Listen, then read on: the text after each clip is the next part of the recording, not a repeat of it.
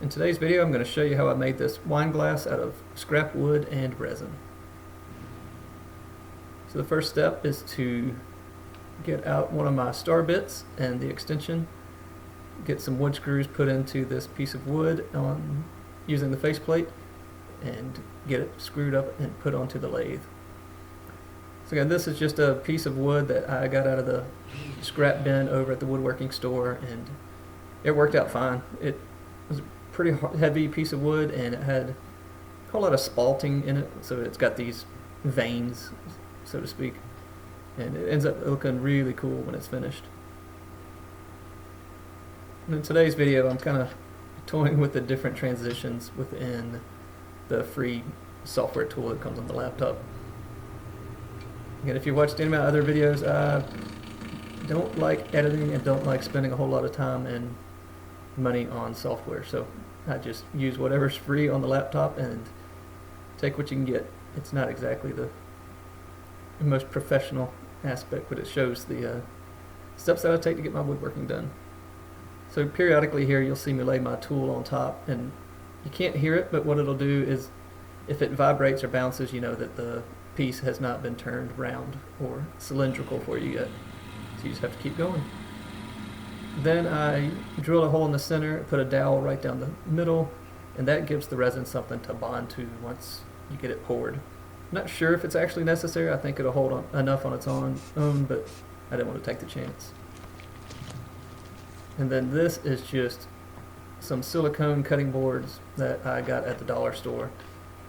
I knew they were going to be used one time and thrown in the trash afterwards, so it was a good spend, and dollar store is great for stuff like this.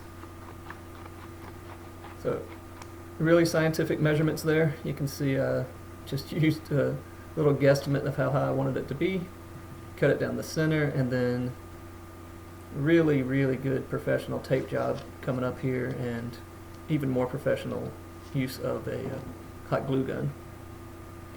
So the intent, you know, all this stuff's going to go in the trash afterwards. So all you're focused on here is just not letting the resin seep out. So it doesn't take long for the hot glue to dry, which is great.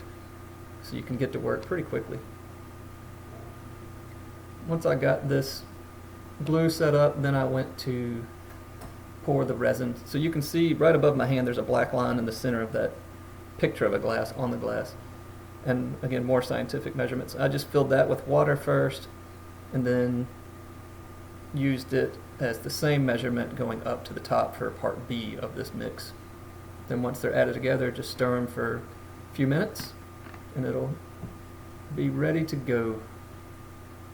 But I didn't mention I used a measuring cup of water and then poured it in, and the line is how high the measuring cup went. So here with the glue that I'm using, you really don't need anywhere near that much, but I don't do much with resin, so I didn't mind putting a little extra into it.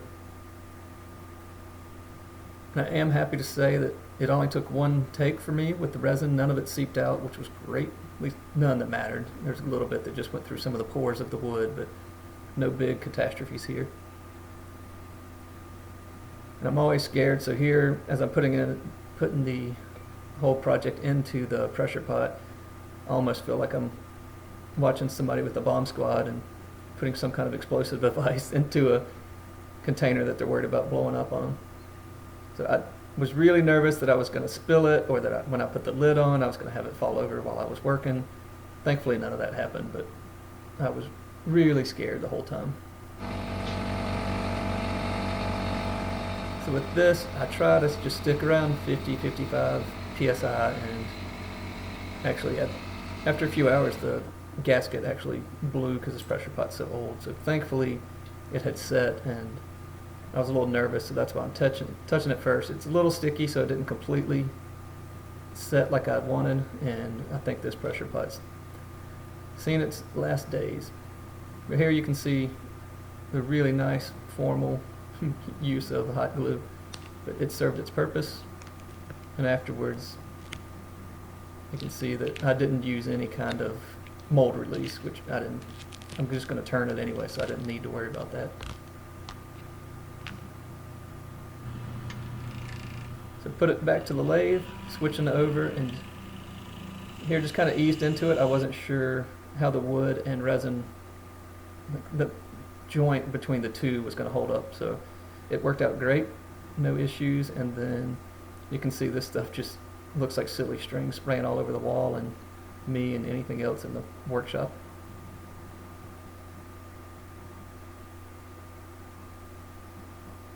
So again, more oddly satisfying time lapse. So after I got the basic shape, hollowed out just a little bit of the inside here.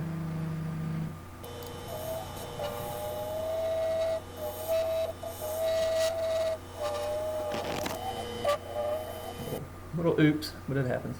And again, the really formal and professional way of marking it is, I didn't want to use calipers or anything along those lines, just simply held the glass that I was going to glue to the fixture, and this is what you get. You can see where it leaves that dark line. So from there, you just use your tools, start at that line, and work your way into the depth that you need. Just do a couple of dry runs here and there, and it didn't take long.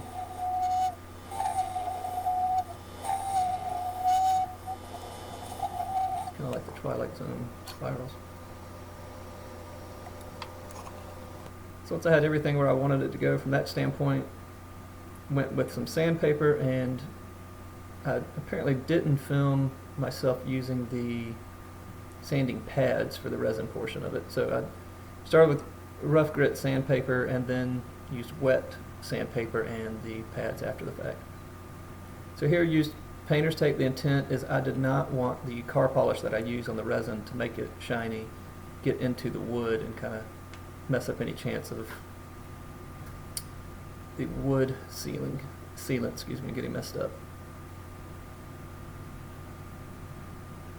So I just like this. The car polish works the same as anything you get at the woodworking store, and it's much cheaper. So I figure it's something I'm just trying out for myself. I did steal this idea off of somebody else on YouTube and figured I'd give it a shot, see if I was able to make it happen. And it almost looks like that's a shameless plug for Mylands, but I am not sponsored by any means, and it's just a coincidence that I left the high friction polish. So here, this stuff, you wipe it on and then hold your cloth on there, and you can feel the heat. Once it starts getting hot, that's when these high friction polishes start to shine. So you can actually see the reflection of the light. It gets more pronounced as you put more of it on there.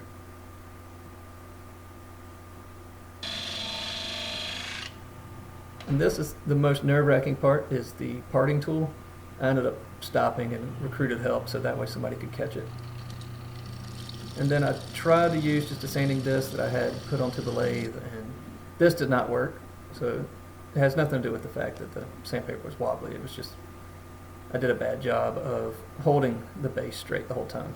So it was wobbly, and then I gave up on that, put some double-sided tape on some sandpaper, put it on the table, which is flat, and then just went to town to sand it.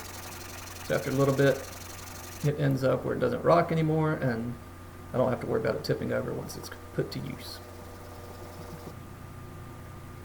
And off camera, that's just a higher grit to make it smoother. And then I did put some high friction polish on the bottom as well, but didn't film that. So here, just using 5-minute epoxy. This stuff bonds well, but by no means is this wine glass going to be dishwasher safe. So the most nerve-wracking part of the entire project is at the end. Once I get the glass from setting it in the epoxy, you can see it does kind of have a little bit of squeeze out, which is fine, but the glass just kept shifting on me. So I ended up spending a whole lot of time trying to get the glass set at the right spot before the epoxy dried, and it was not going well for me. So I literally broke out a level and then just kept moving painter's tape on each side I was going to hold it in the spot I wanted it to be. So it did take a while, and thankfully worked, and as soon as that epoxy dried, I did have to use a razor knife to scrape it. So you'll see there's kind of the white rim around the resin once it dries right there. That it's a little disappointing. I'm more critical than other people are of what I do, but I don't like that portion of it. But overall, the project itself worked well. So here's an image of it, and hopefully you guys like it. Thanks for watching.